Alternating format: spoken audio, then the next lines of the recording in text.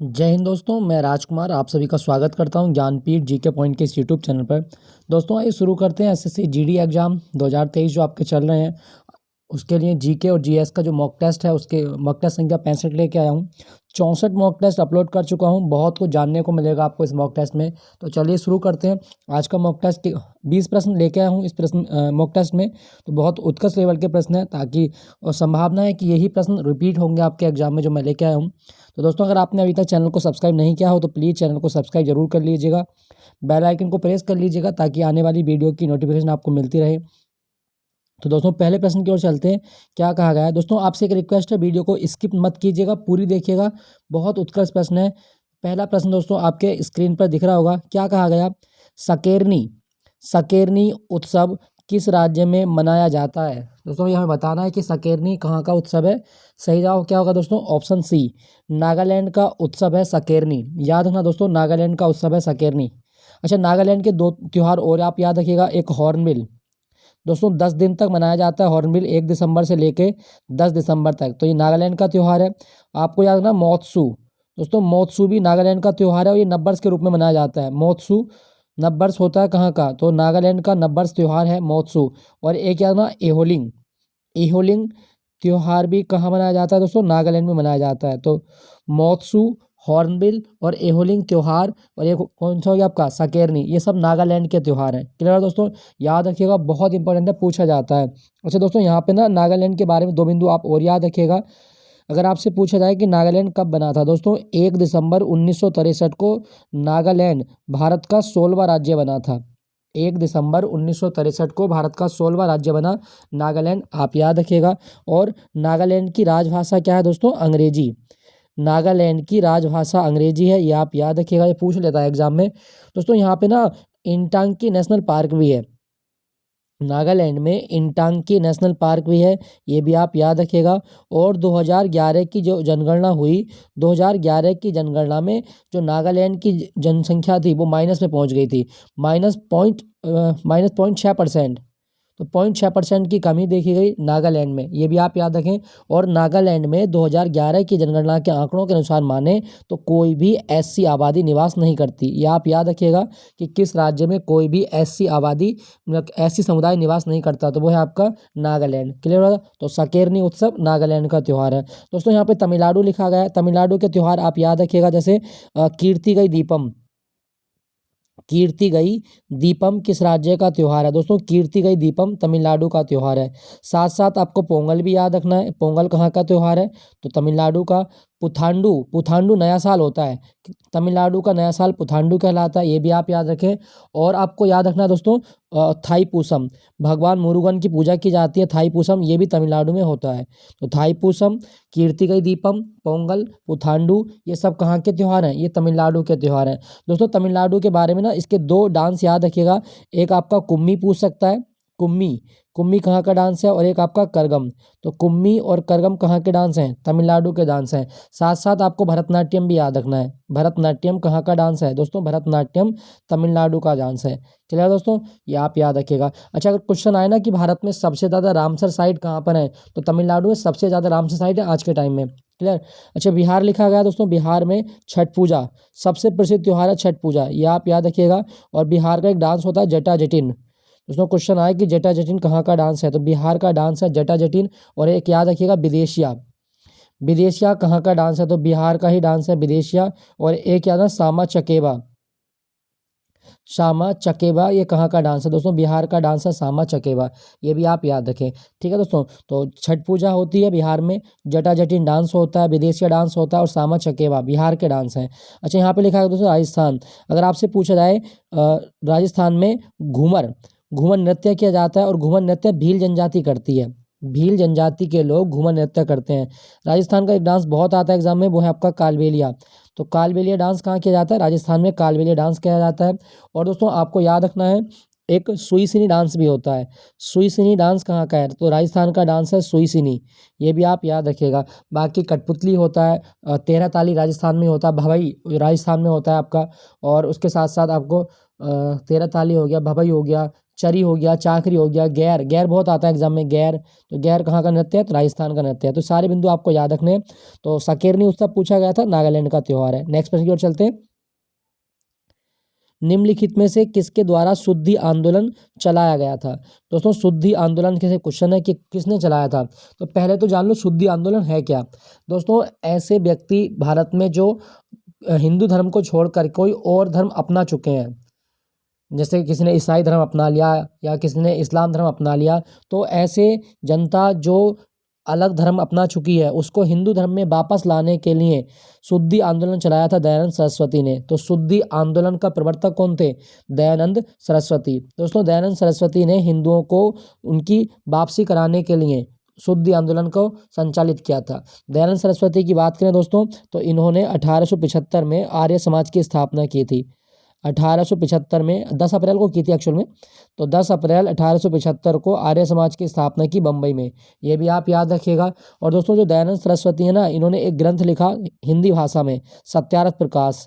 तो सत्यार्थ प्रकाश की रचना हिंदी भाषा में की है किसने? दयानंद सरस्वती ने, ये भी आप याद रखिएगा। और दयानंद सरस्वती को क्या कहा जाता है? भारत का मार्टिन लूथर कहा जाता है। कभी क्वेश्चन आए कि भारत का मार्टिन लूथर किसे कहा गया, दोस्तों भारत का मार्टिन लूथर कहा जाता है दयानंद सरस्वती को, ये भी आप याद रखिएगा, मार्टिन लूथर। और इन्होंने क्या कहा था दोस्तों? इन्होंने कहा था वेदों की ओर लौटो, बैक टू वेदास। वेदों की ओर लौटो का नारा किसने दिया था? दोस्तों दयानंद सरस्वती के द्वारा वेदों की ओर लौटो का नारा दिया गया था, ये भी आप याद रखें। और इन्होंने कहा था इंडिया फॉर इंडियंस, भारत भारतीयों के लिए किसका कथन है? दयानंद सरस्वती। और दोस्तों सबसे इंपॉर्टेंट, इन्होंने एक शब्द दिया था स्वराज, और ये बहुत आता है एग्जाम में। स्वराज शब्द किसके द्वारा दिया गया है? दोस्तों स्वराज शब्द दयानंद सरस्वती के द्वारा दिया गया था, याद रखिएगा, आपसे पूछा जाता है। तो शुद्धि आंदोलन का प्रवर्तक कौन है? दयानंद सरस्वती। अच्छा यहाँ पे लिखा गया ज्योतिबा फूले। दोस्तों ज्योतिबा फूले ने सत्यशोधक समाज की स्थापना की थी। सत्यशोधक समाज जो भारत में ब्राह्मणवाद था उसके खिलाफ था, ये जाति प्रथा मतलब जाति जो भेदभाव होता था दलितों के साथ उसके खिलाफ था। तो सत्यशोधक समाज की स्थापना किसने की? ज्योतिबा फूले ने। 1873 ईस्वी में सत्यशोधक समाज की स्थापना की गई थी। और दोस्तों ज्योतिबा फूले की किताब आपके एग्जाम में पूछी जाती है, वो है आपकी गुलामगिरी।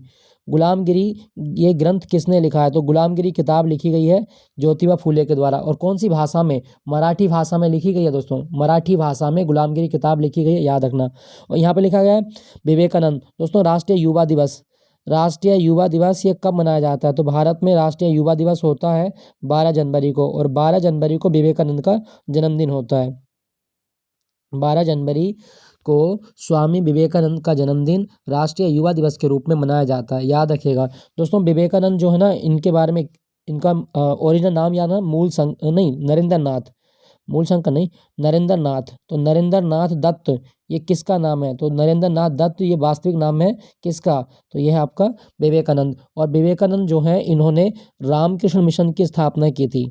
रामकृष्ण मिशन की स्थापना जो की गई वो किसके द्वारा की गई है? विवेकानंद के द्वारा। 1897 ईस्वी में इन्होंने रामकृष्ण मिशन की स्थापना की है, ये भी आप याद रखिएगा, 97 ईस्वी में। क्लियर? अच्छा दोस्तों यहाँ पे लिखा है केशव चंद्र सेन, ये प्रार्थना समाज से बिलोंग करते हैं। केशव चंद्र सेन प्रार्थना समाज से बिलोंग करते हैं, ये भी आप याद रखिएगा। क्लियर है दोस्तों? तो शुद्धि आंदोलन पूछा गया था आपसे, स्वामी दयानंद सरस्वती के द्वारा ही शुरू किया गया था। नेक्स्ट प्रश्न की ओर चलते हैं। भारतीय संविधान में अनुच्छेद 280 किससे संबंधित है? दोस्तों आर्टिकल 280 हमसे पूछा गया है, किससे संबंधित है तो ये हमें बताना है। सही जवाब होगा आपका ऑप्शन बी, वित्त आयोग का उल्लेख किया गया है आर्टिकल 280 में। दोस्तों भारत में सबसे पहला वित्त आयोग कब बना था? 1951 में। और इसके अध्यक्ष कौन थे? दोस्तों पहला वित्त आयोग जो 1951 बना, इसके अध्यक्ष थे केसी नियोगी। तो केसी नियोगी भारत में पहले वित्त आयोग के अध्यक्ष थे, याद रखिएगा। वित्त आयोग की नियुक्ति कौन करता है? दोस्तों राष्ट्रपति के द्वारा वित्त आयोग की नियुक्ति की जाती है। कितने साल के लिए? 5 साल के लिए। वित्त आयोग की नियुक्ति 5 साल के लिए की जाती है, ये भी आप याद रखें। और वित्त आयोग का काम क्या है? दोस्तों केंद्र और राज्यों के बीच जो करों का बंटवारा होता है उसको बंटवारा करना। केंद्र और राज्यों के बीच जो कराधान होता है, जो बंटवारा होता है, वो सब वित्त आयोग का काम होता है। क्लियर? तो वित्त आयोग आर्टिकल 280 में लिखा गया है। संघ लोक सेवा आयोग की बात करूं, दोस्तों संघ लोक सेवा आयोग आर्टिकल 315 में लिखा गया है। चुनाव आयोग की बात करूं तो चुनाव आयोग का उल्लेख 324 में लिखा गया है। और अनुसूचित जाति आयोग आर्टिकल 338 में अनुसूचित जाति आयोग लिखा गया है, ये भी आप याद रखिएगा। क्लियर हुआ दोस्तों? तो इसका सही जवाब क्या होगा? ऑप्शन बी, वित्त आयोग का उल्लेख आर्टिकल 280 में। नेक्स्ट है दोस्तों मुडियट्टू। मुडियट्टू किस राज्य की नृत्य शैली है? एक धार्मिक नृत्य है ये मुडियट्टू। तो हमें बताना कहाँ का है। दोस्तों मुडियट्टू जो डांस है ये केरल का है, ऑप्शन डी, केरल का डांस है मुडियट्टू। और दोस्तों ये जो डांस है इतना फेमस क्यों है, तो इसका आप फोटो देख सकते हैं। ये आप, ये मुडियट्टू है आपका, देख सकते हैं पूरा किस तरह से मतलब वेशभूषा धारण कर रखे है, चेहरे पे कलर लगा रखे हैं। तो ये एक रिचुअल डांस फॉर्म है केरल की, तो आप याद रखें।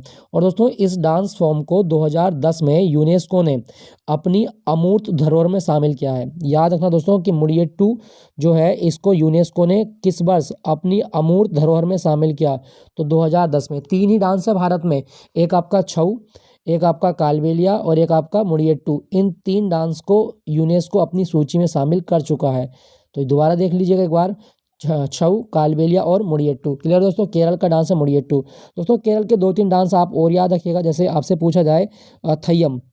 थय्यम बहुत इंपॉर्टेंट है। थय्यम कहाँ का डांस है, तो केरल का। और थुलाल, दोस्तों थुलाल को गरीबों की कथकली कहा जाता है। थय्यम है, थुलाल है, और एक आप याद रखिएगा थय्यम, थुलाल, कथकली। कथकली, कली वाले सारे आपके केरल के होते हैं, जैसे कथकली हो गया, पुलिकली हो गया, और कोलकली हो गया, मरगम कली हो गया, कैकोटेट कली हो गया, परिचा कली हो गया। कली वाले सारे डांस केरल के हैं। बाकी मोहिनीअट्टम केरल में होता है, वो भी आप याद रखिएगा। ठीक है दोस्तों, तो कई सारे डांस है केरल के। दोस्तों केरल का नया साल क्या कहलाता है?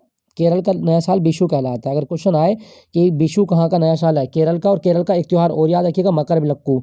ये बहुत आता है, सबरीमाला मंदिर में होता है ये मकर विलक्कू उत्सव। तो मकर विलक्कू ये केरल का त्यौहार है। ठीक है दोस्तों। अच्छा यहाँ पे मैं आपको और चीज़ बता दूं, केरल जो है इसकी राजभाषा मलयालम है।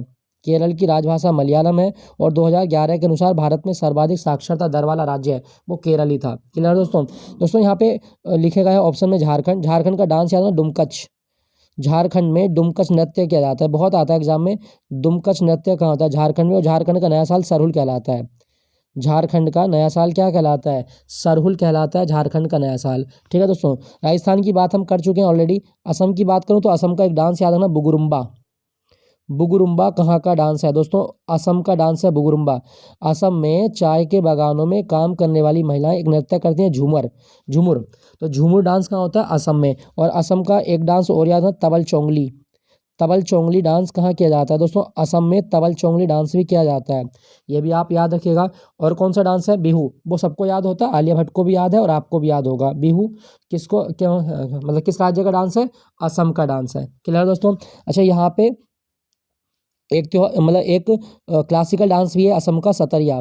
तो कभी क्वेश्चन आए कि सतरिया किस राज्य का डांस है, तो वो है आपका असम का। और सतरिया को वर्ष 2000 में क्लासिकल डांस का दर्जा दिया गया था। वर्ष 2000 में क्लासिकल डांस का दर्जा मिला था, याद रखेगा। तो आपसे क्वेश्चन में पूछा गया था मुडियट्टू कहाँ का है? मुडियट्टू केरल का होता है। सही जवाब आपका ऑप्शन डी। नेक्स्ट प्रश्न की ओर चलते हैं। क्या कहा गया? जून 2022 में आयोजित प्रथम टेस्ट चैंपियनशिप के फाइनल में किस टीम ने भारत को हराया था? दोस्तों जून 2021 में दुनिया में पहली विश्व टेस्ट चैंपियनशिप हुई क्रिकेट में, तो ये भारत को हरा दिया गया फाइनल में। किसने हराया था दोस्तों? ऑप्शन सी, न्यूजीलैंड की टीम ने दुनिया में पहली विश्व टेस्ट चैंपियनशिप जीती है भारत को हरा के। याद रखना, स्टार लगा रहा हूँ, बहुत इंपॉर्टेंट क्वेश्चन है, पूछा जा सकता है। ठीक है दोस्तों। और दोस्तों ये खेला कहाँ पे गया था मैच? ये मैच खेला गया था इंग्लैंड में। ये मैच इंग्लैंड में खेला गया था, ये आप याद रखिएगा दोस्तों। ठीक है दोस्तों। दोस्तों यहाँ पे बात क्रिकेट की हो रही है, तो मैं आपको दो तीन चीज़ें बताना चाहता हूँ। जैसे आपसे पूछा जाए कि क्रिकेट में पिच की लंबाई कितनी होती है? दोस्तों पिच की लंबाई होती है 22 गज। क्रिकेट में पिच की लंबाई कितनी होती है? 22 गज होती है। अच्छा बल्ले की लंबाई कितनी होती है? तो बल्ले की लंबाई होती है 38 इंच। बल्ले की लंबाई 38 इंच होती है, ये भी आप याद रखिएगा। ठीक है दोस्तों। और आपसे क्या पूछेगा, भारत में एक संस्था है बीसीसीआई। बीसीसीआई ये क्रिकेट को प्रमोट करती है और बीसीसीआई बना था 1928 में। बीसीसीआई का मुख्यालय कहाँ पर है? मुंबई में। और इसका अध्यक्ष अभी बना है रोजर बिन्नी। रोजर बिन्नी, ये भी आप याद रखिएगा। ठीक है दोस्तों। तो और क्या आपको याद रखना है क्रिकेट के बारे में? हाँ एक चीज़ और याद रखिएगा, एक क्वेश्चन आता है आपके एग्जाम में, डकवर्थ लुईस।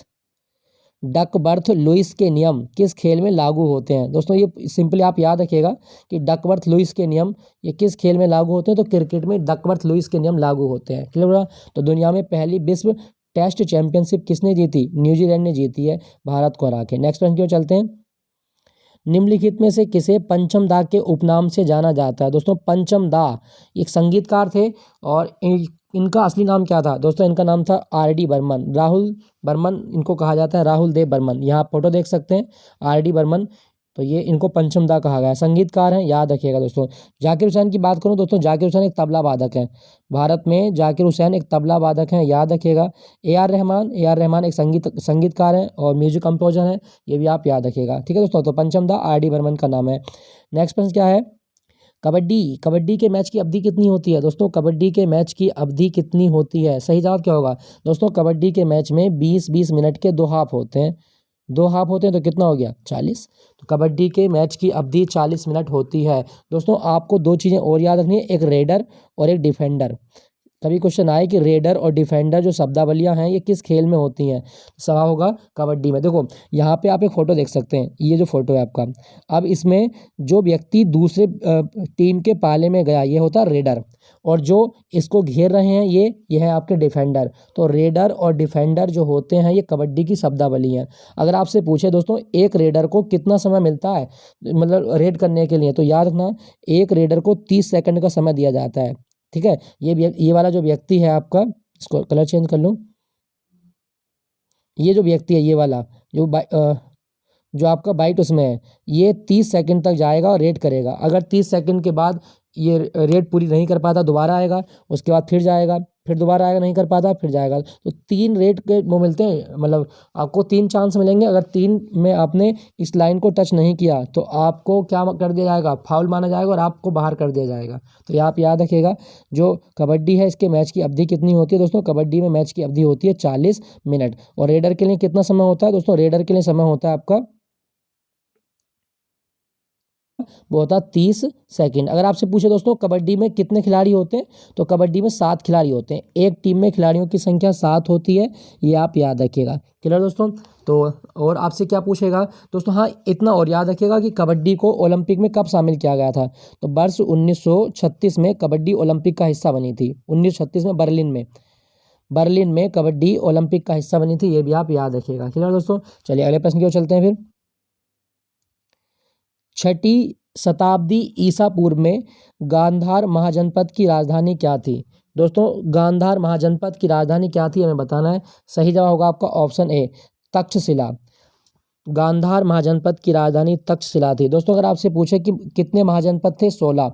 और इनका उल्लेख कौन से बौद्ध ग्रंथ में है? अंगुत्तर निकाय। एक बौद्ध ग्रंथ है अंगुत्तर निकाय, अंगुत्तर निकाय में 16 महाजनपदों का उल्लेख मिलता है, ये भी आप याद रखिएगा। तक्षशिला जो है ये गांधार महाजनपद की राजधानी थी। क्लियर है दोस्तों? सही जवाब है आपका ऑप्शन ए। नेक्स्ट प्रश्न, स्ट्रेट फ्रॉम द हार्ट किसकी आत्मकथा है?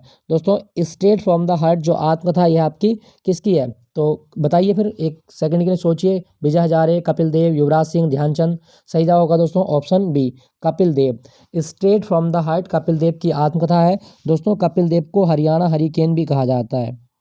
हरियाणा हरिकेन किसे कहा गया? तो कपिल देव को हरियाणा हरिकेन भी कहा जाता है, याद रखिएगा दोस्तों, आपसे पूछा जा सकता है। और युवराज सिंह की बात करूं तो युवराज सिंह की आत्मकथा का नाम है the test of my life. The test of my life, ये आप याद रखिएगा। युवराज सिंह की आत्मकथा का नाम है the test of my life. Clear है दोस्तों? दोस्तों यहाँ पे लिखा गया है मेजर ध्यानचंद, इन्हें हॉकी का जादूगर कहा जाता है। और मेजर ध्यानचंद की आत्मकथा का नाम है गोल। गोल किसकी आत्मकथा है? ध्यानचंद। और यहाँ पे लिखा गया आपका विजय हजारे, विजय हजारे की आत्मकथा का नाम है a long innings. A long innings, ये भी आप याद रखिएगा। ए लॉन्ग इनिंग्स किसकी आत्मकथा है? तो विजय हजारे की। दोस्तों कपिल देव की आत्मकथा है स्ट्रेट फ्रॉम द हार्ट, और इसकी कप्तानी में हमने 1983 का वर्ल्ड कप जीता था। भारत ने 1983 का वर्ल्ड कप किसकी कप्तानी में जीता था? कपिल देव की कप्तानी में, ये भी आप याद रखें। नेक्स्ट प्रश्न की ओर चलते हैं। भारतीय संविधान में संविधान संशोधन की प्रक्रिया किस देश से शामिल की गई है? दोस्तों संविधान संशोधन की प्रक्रिया आर्टिकल 368 में लिखी गई है। पहले तो आप यही याद रखिएगा, आर्टिकल 368 भाग 20। और ये संविधान संशोधन की प्रक्रिया हमने कहाँ से ली? दोस्तों दक्षिण अफ्रीका से ली है। ऑप्शन डी आपका सही जवाब है। संविधान में संशोधन की प्रक्रिया दक्षिण अफ्रीका से अपनाई गई है, ये भी आप याद रखें। और दोस्तों मैं आपको बता दूं, जो ऑस्ट्रेलिया से हमने क्या लिया? समवर्ती सूची की अवधारणा ली है। ऑस्ट्रेलिया से समवर्ती सूची की अवधारणा ली गई है। और प्रस्तावना की जो भाषा है वो ऑस्ट्रेलिया से ली गई है, ये भी आप याद रखें। कनाडा से हमने संघ की अवधारणा ली है, भारत राज्यों का संघ होगा, संघ की अवधारणा। साथ साथ राज्यपाल का पद हमने कहाँ से लिया दोस्तों, कनाडा से राज्यपाल का पद लिया गया है। और अवशिष्ट सूची जो ली गई है वो भी हमने कनाडा के संविधान से ली है, ये भी आप याद रखिएगा, ठीक है दोस्तों। और यहाँ पे ब्रिटेन लिखा गया है, तो दोस्तों ब्रिटेन से हमने क्या क्या लिया, इसको साफ कर देते हैं एक बार। ब्रिटेन से हमने लिया नागरिकता, यानी कि एकल नागरिकता संबंधी प्रावधान जो हमने लिए हैं वो ब्रिटेन से लिए हैं। साथ साथ हमारे संसद के 2 सदन है, यानी कि द्विसदनीय विधायिका ये कहाँ से ली गई, तो ब्रिटेन से। और रिट का कॉन्सेप्ट कहाँ से लिया गया, ये हमने ब्रिटेन से लिया। और संसदीय प्रणाली हमने कहाँ से ली है, ब्रिटेन से ली है। दोस्तों चलो आपके लिए क्वेश्चन ये है, भारत की संसदीय प्रणाली में शून्यकाल की शुरुआत कब हुई थी, भारत की संसदीय प्रणाली में शून्यकाल की शुरुआत कब हुई, मुझे आपको कमेंट में लिख के बताना है। और दूसरा ये भी बताना है कि शून्यकाल होता क्या है। दोस्तों आपसे एक रिक्वेस्ट है कि जब आप क्वेश्चन का आंसर लिखें तो पूरा आंसर लिखा करिए, आप शॉर्ट में लिख देते हैं, पता नहीं चलता क्या आंसर लिखा आपने, किस चीज़ का आंसर लिखा है, तो पूरा आंसर लिखिएगा एक बार। तो शून्यकाल के बारे में बताना है कि शून्यकाल क्या होता है, उसकी शुरुआत कब हुई थी भारत की संसदीय प्रणाली में। नेक्स्ट प्रश्न की ओर चलते हैं। 1991 के आर्थिक सुधारों में शुरू की गई एलपीजी नीति में एलपीजी की फुल फॉर्म क्या है। दोस्तों 1991 में जब भारत में जो भुगतान संतुलन था ये पूरा तरह से बिगड़ चुका था, तो इसको दूर करने के लिए हमारे जो प्रधानमंत्री थे पीवी नरसिम्हा राव और वित्त मंत्री मनमोहन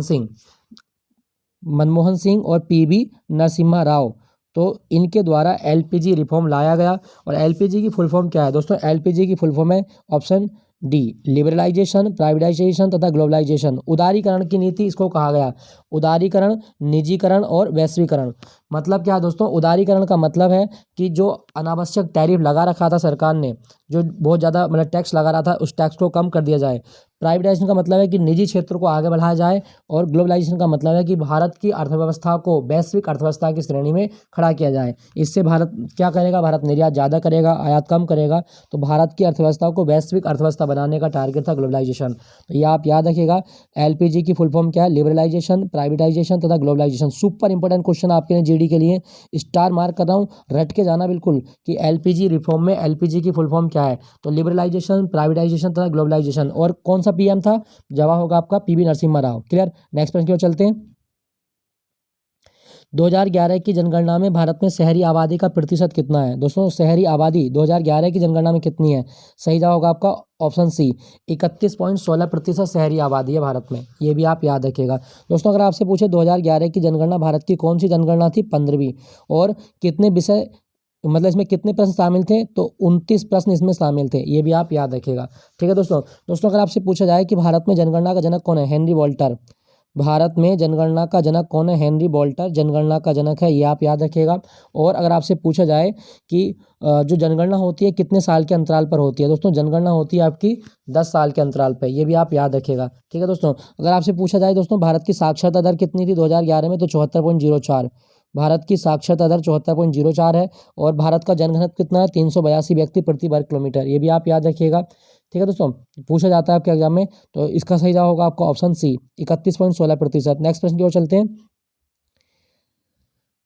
अलेला कराड़ी नृत्य किस राज्य से संबंधित है। दोस्तों अलेला कराड़ी नृत्य है आपका केरल का, ऑप्शन बी, अलेला कराड़ी नृत्य केरल का है, ये भी आप याद रखिएगा। दोस्तों यहाँ पे पांडिचेरी लिखा गया, पांडिचेरी का नृत्य याद है, गराड़ी नृत्य कहाँ का है, तो पांडिचेरी में गराड़ी नृत्य किया जाता है, याद रखना दोस्तों। पांडिचेरी जो है ये फ्रेंच कॉलोनी थी और इसका हाईकोर्ट लगता है मद्रास में, पांडिचेरी का हाईकोर्ट मद्रास में लगता है, याद रखिएगा दोस्तों। तो गराड़ी डांस कहाँ किया जाता है, पांडिचेरी में किया जाता है। और अलीला कराड़ी ये केरल का है। दोस्तों यहाँ पे ऑप्शन में लिखा गया आपका आंध्र प्रदेश, आंध्र प्रदेश के 2-3 डांस याद रख लीजिएगा, जैसे लंबारडी आपसे पूछा जाता है, लंबारडी कहाँ का डांस है, आंध्र प्रदेश का। ढिमसा कहाँ का डांस है, आंध्र प्रदेश का। और एक आपका दप्पू डांस आंध्र प्रदेश का है। और एक और याद रखिएगा वीर नाट्यम डांस कहाँ का है, तो ये भी आपका आंध्र प्रदेश का डांस है। तो लंबारडी, ढिमसा, दप्पू और वीर नाट्यम कहाँ के डांस हैं, आंध्र प्रदेश के डांस हैं। दोस्तों आंध्र प्रदेश का एक नया साल याद रखिएगा, उगादी आंध्र प्रदेश का नया साल है। और यहाँ की राजभाषा क्या है, तेलुगु। आंध्र प्रदेश की राजभाषा तेलुगु है और तेलुगु को इटालियन ऑफ द ईस्ट भी कहा जाता है, इटालियन ऑफ द ईस्ट किसे कहा गया? तेलुगु भाषा को कहा गया। तो अलीला करारी केरल। नेक्स्ट प्रश्न की ओर चलते हैं। उत्तर पूर्वी रेलवे जोन का मुख्यालय किस शहर में है? दोस्तों उत्तर पूर्वी रेलवे जोन हमें बताना है, तो इसका सही जवाब क्या होगा दोस्तों? उत्तर पूर्वी रेलवे जोन, ये आप देख सकते हैं, ये वाला, ये आपका गोरखपुर। सही जवाब है आपका गोरखपुर। उत्तर पूर्वी रेलवे जोन का मुख्यालय गोरखपुर में है। दोस्तों भारत में कितने रेलवे जोन है? 18। भारत में 18 रेलवे जोन है, ये आप याद रखिएगा। यहाँ पे आप देख सकते हैं कई सारे आपके लिखे भी हुए हैं। उत्तर मध्य रेलवे जोन प्रयागराज में है, और मुंबई में देखो 2 हैं आपके। ये बहुत आता है कि मुंबई में 2 रेलवे जोन के मुख्यालय हैं, वो कौन कौन से हैं? तो मुंबई में पश्चिमी रेलवे और सेंट्रल रेलवे दोनों के मुख्यालय हैं। एक आपको कलकत्ता भी याद रखना है। पूर्वी रेलवे और दक्षिण पूर्वी रेलवे का मुख्यालय कहाँ पर है? कलकत्ता में है। ठीक है दोस्तों। और दक्षिणी रेलवे चेन्नई में है। दक्षिण पश्चिमी रेलवे हुबली में है। पश्चिमी मध्य रेलवे जबलपुर में है मध्य प्रदेश में। उत्तर पश्चिमी रेलवे जयपुर में है, ये भी आप याद रखें। और दक्षिणी तट रेलवे ये विशाखापट्टनम में है। दोस्तों भारत में 18वें रेलवे जोन है, और ये आपको सारे आपको याद रखने पड़ेंगे। ठीक है, तो आपसे पूछा गया था उत्तर पूर्वी रेलवे जोन गोरखपुर में है। भारत के रेल मंत्री कौन थे? दोस्तों भारत के रेल मंत्री अश्वनी वैष्णव। अश्वनी वैष्णव। नेक्स्ट प्रश्न की ओर चलते हैं। कौन सी पुस्तक खुशवंत सिंह द्वारा लिखी गई है? दोस्तों कौन सी पुस्तक है जो खुशवंत सिंह द्वारा लिखी गई? सही जवाब होगा आपका option C, a train to Pakistan. A train to Pakistan Khushwant Singh के द्वारा लिखी गई किताब है, ये आप याद रखिएगा। बहुत आता है दोस्तों, स्टार मार्क कर लीजिए, बहुत पूछा जाता है इस क्वेश्चन को एग्जाम में। अच्छा, यहाँ पे लिखा गया दोस्तों मालगुड़ी डेज, आर के नारायण के द्वारा मालगुड़ी डेज लिखी गई है। आर के नारायण के द्वारा मालगुड़ी डेज लिखी गई है, ये भी आप याद रखिएगा। इंडिया डिवाइडेड राजेंद्र प्रसाद ने लिखी है। इंडिया डिवाइडेड किसने लिखी है? दोस्तों राजेंद्र प्रसाद के द्वारा इंडिया डिवाइडेड किताब लिखी गई है। राजेंद्र प्रसाद, सॉरी क्या लिखा? राजेंद्र प्रसाद के द्वारा इंडिया डिवाइडेड किताब लिखी गई है, ये भी आप याद रखिएगा। यहाँ पे लिखा है मिडनाइट चिल्ड्रन। दोस्तों मिडनाइट चिल्ड्रन लिखी है सलमान रुश्दी ने। मिडनाइट चिल्ड्रन किसने लिखी? सलमान रुश्दी ने लिखी है। क्लियर है दोस्तों। तो ट्रेन टू पाकिस्तान खुशवंत सिंह के द्वारा लिखी गई है। नेक्स्ट प्रश्न की ओर चलते हैं। आयतन के अनुसार वायुमंडल में नाइट्रोजन का प्रतिशत कितना है? दोस्तों आयतन के अनुसार हमारे वायुमंडल में नाइट्रोजन का प्रतिशत है 78%। ऑप्शन सी, ऑप्शन सी आपका सही जवाब है। दोस्तों यहाँ पे आप देख सकते हैं कि हमारे वायुमंडल में कौन कौन सी गैसें हैं। तो अगर हम देखें, ऑक्सीजन 21% लगभग, कार्बन डाइऑक्साइड 0.04%, बाकी अदर गैस आपकी 0.96% होती हैं। तो ये आप याद रखिएगा, सबसे ज़्यादा जो मात्रा है वो आपकी नाइट्रोजन की है। दोस्तों क्या आपको पता है जो चिप्स के पैकेट होते हैं उसमें कौन सी गैस होती है? चिप्स के पैकेट, कुरकुरों के पैकेट, तो एक प्रिजर्वेटिव गैस के रूप में नाइट्रोजन का प्रयोग किया जाता है। याद रखिएगा, चिप्स के पैकेटों में कौन सी गैस भरी जाती है? नाइट्रोजन गैस भरी जाती है। और आप इसको बल्ब में भी यूज कर सकते हैं। क्यों? क्योंकि एक अक्रिय गैस होती है, क्रिया नहीं करती है। तो नाइट्रोजन कितनी परसेंट है? 78% है। नेक्स्ट प्रश्न की ओर चलते हैं। चेहरा पनहरा रस्म किससे संबंधित है? दोस्तों चेहरा पनहरा रस्म, पहले तो आप ये फोटो देख सकते हैं, ये है आपका चेहरा पनहरा रस्म। दोस्तों चेहरा पनहरा का मतलब क्या है? देखो उड़ीसा में भगवान जगन्नाथ की रथ यात्रा होती है। अब जब रथ यात्रा निकाली जाती है तो उसके लिए जिस रास्ते से रथ यात्रा जाएगी उस रास्ते को साफ किया जाता है। वहाँ पे झाड़ू लगाई जाएगी, चंदन छिड़का जाएगा, वहाँ पे गंगा जल छिड़का जाएगा। खैर गंगा जल वहाँ होता है या और कुछ होता है वो मुझे नहीं पता। तो बहुत सारी मतलब उस सड़क की सफाई की जाती है। तो इसी रस्म को कहा जाता है चेहरा पनहरा। तो ये जो भगवान जगन्नाथ की पुरी की रथ यात्रा होती है उसके से संबंधित है। याद रखिएगा दोस्तों, भगवान जगन्नाथ की रथ यात्रा से संबंधित रस्म है चेहरा पनहरा। पूछा जाता है तो आप याद रखिएगा। अच्छा, पंजाब में बैसाखी का त्यौहार होता है। दोस्तों क्या आपको पता है कि बैसाखी का त्यौहार क्यों होता है? पंजाब में होता है, चलो मान लिया, लेकिन होता क्यों है? तो आपको याद रखना है 13 अप्रैल सन 1699 ईस्वी को खालसा पंथ की स्थापना की गई थी। 13 अप्रैल सन 1699 ईस्वी को खालसा पंथ की स्थापना की गई, जिसके लिए पंजाब में बैसाखी का त्यौहार मनाया जाता है। क्लियर हो दोस्तों, याद रखिएगा, पूछा जाता है। तो चेहरा पनहरा रस्म किससे संबंधित है? जवाब होगा पुरी की रथ यात्रा से संबंधित है। Option A is the right answer. Next प्रश्न, संविधान में अनुच्छेद 18 किससे संबंधित है? दोस्तों संविधान में अनुच्छेद 18 जो संबंधित है यह है आपका उपाधियों का अंत। उपाधियों का अंत करता है अनुच्छेद 18। लेकिन दोस्तों आपको एक चीज याद रखनी है, सैन्य उपाधि और शैक्षिक उपाधि आप धारण कर सकते हैं। जैसे किसी ने पीएचडी कर लिया तो वो डॉक्टर लगा सकता है। जैसे कोई आपका परमवीर चक्र विजेता है तो वो अपने नाम के आगे परमवीर चक्र विजेता लिख सकता है। तो अनुच्छेद 18 उपाधियों का अंत करता है, लेकिन सैन्य और शैक्षिक उपाधियों का प्रयोग आप कर सकते हैं। क्लियर है दोस्तों। दोस्तों यहाँ पे लिखा गया आपका संवैधानिक उपचारों का अधिकार आर्टिकल 32 में आता है। संवैधानिक उपचारों का अधिकार आर्टिकल 32 में आता है, ये भी आप याद रखें। शोषण के विरुद्ध अधिकार, तो शोषण के विरुद्ध अधिकार अनुच्छेद 23 और 24 में आता है। अनुच्छेद 23 और 24 में लिखा गया है शोषण के विरुद्ध अधिकार, याद रखिएगा। दोस्तों आपको एक चीज़ मैं और बता दूं, आपसे अगर पूछा जाए कि कौन से अनुच्छेदों को स्वर्णिम त्रिभुज कहा जाता है, दोस्तों अनुच्छेद 14, अनुच्छेद 21 और अनुच्छेद 19। अनुच्छेद 19 को स्वर्णिम त्रिभुज कहा जाता है, याद रखना। 14, 19, 21 को स्वर्णिम त्रिभुज कहा गया है। नेक्स्ट प्रश्न की ओर चलते हैं। दिल्ली सल्तनत में इलवरी वंश का प्रथम शासक कौन था? दोस्तों दिल्ली सल्तनत में इलवरी वंश का प्रथम शासक है आपका कुतुबुद्दीन ऐबक, ऑप्शन सी कुतुबुद्दीन ऐबक, ये आप याद रखिएगा। दोस्तों कुतुबुद्दीन ऐबक को लाख बख्श भी कहा जाता है, कुतुबुद्दीन ऐबक को लाख बख्श भी कहा गया है, और ये इलवरी वंश का प्रथम शासक हुआ। ठीक है दोस्तों कुतुबुद्दीन ऐबक की मृत्यु जो हुई है ये पोलो खेलते हुए थी, यानी कि चौगान खेलते हुए इसकी मृत्यु हुई है, ये भी आप याद रखिएगा। दोस्तों अगर आपसे पूछा जाए कि दिल्ली सल्तनत का वास्तविक फाउंडर कौन है, इल्तुतमिश, और इल्तुतमिश ने भारत में एकता प्रणाली को ईजाद किया था। तो एकता प्रणाली किसने शुरू की थी? इल्तुतमिश ने, ये भी आप याद रखिएगा। इल्तुतमिश की बेटी कौन है? रजिया सुल्तान। 1236 से 1240 तक इसने शासन किया उत्तर भारत में, और ये उत्तर भारत में पहली मुस्लिम महिला शासिका बनी थी रजिया सुल्तान, याद रखिएगा दोस्तों, इंपॉर्टेंट है, पूछा जाता है। क्लियर दोस्तों। अच्छा मोहम्मद बिन तुगलक, दोस्तों मोहम्मद बिन तुगलक के टाइम में इब्न बतूता भारत आया था। इब्न बतूता भारत कब आया? मोहम्मद बिन तुगलक के टाइम में इब्न बतूता भारत आया था, ये भी आप याद रखें। और इब्न बतूता ने एक किताब लिखी थी रिहला। इब्न बतूता कहाँ से आया था? वैसे मोरक्को से आया था, जहाँ से नोरा फतेही आई है ना, मोरक्को से, वहीं से आया था। तो इब्न बतूता मोरक्को से आया, और रिहला ग्रंथ इसने लिखा था। इब्न बतूता किसके टाइम में आया था? मोहम्मद बिन तुगलक के। आपसे क्वेश्चन में पूछा गया था कि इलवरी वंश का प्रथम शासक कुतुबुद्दीन ऐबक है। नेक्स्ट प्रश्न की ओर चलें, शायद पूरे हो गए आपके प्रश्न। अच्छा एक और है क्वेश्चन है आपका, निम्नलिखित में से कौन दर्पण अकेडमी ऑफ परफॉर्मिंग आर्ट के संस्थापक में से एक है? दोस्तों बहुत इंपॉर्टेंट क्वेश्चन है, स्टार मार्क कर रहा हूँ, लिख लेना। मतलब दर्पण अकेडमी ऑफ परफॉर्मिंग आर्ट ये भारत में लोक कला को या शास्त्रीय नृत्य को बढ़ावा देने के लिए बनाई गई थी, और ये 1949 में बनी थी अकादमी अहमदाबाद में। दर्पण academy of performing art Ahmedabad में बनाई गई थी। संस्थापक कौन है? दोस्तों ये आप फोटो देख सकते हैं, कौन है ये, कौन है ये, कौन है ये महिला? तो ये आप देख सकते हैं कौन है, साराभाई, यानी कि मृणालिनी साराभाई।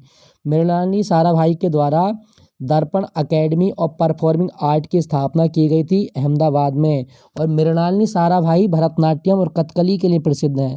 ये भरतनाट्यम भी करती हैं और ये कथकली भी करती हैं, याद रखना दोस्तों। कथकली केरल का है, भरतनाट्यम तमिलनाडु का है। क्लियर हुआ, याद रखिएगा। क्लियर। अच्छा यहाँ पे लिखा गया जतिन गोस्वामी, सतरिया नृत्य संबंधित है। सतरिया जतिन गोस्वामी पंडित बिरजू महाराज कथक, पंडित बिरजू महाराज कथक से संबंधित है। क्लियर हुआ दोस्तों। तो दर्पण academy of performing art Mrinalini Sarabhai. Next प्रश्न की ओर चलते हैं दोस्तों। बस ये आपके 20 प्रश्न पूरे हो गए हैं, 20 प्रश्न आपके पूरे हो चुके हैं। आई होप ये सेशन आपको अच्छा लगा होगा। अच्छा लगे तो एक लाइक प्लीज़ बनता है आपसे फिर, और अगर ये सेशन अच्छा लगा हो तो प्लीज़ सब्सक्राइब माय चैनल और मेरे साथ बने रहिएगा। जल्दी मिलता हूँ अगले मॉक टेस्ट के साथ। Thank you for watching Gyanpeeth GK point. Take care, bye bye.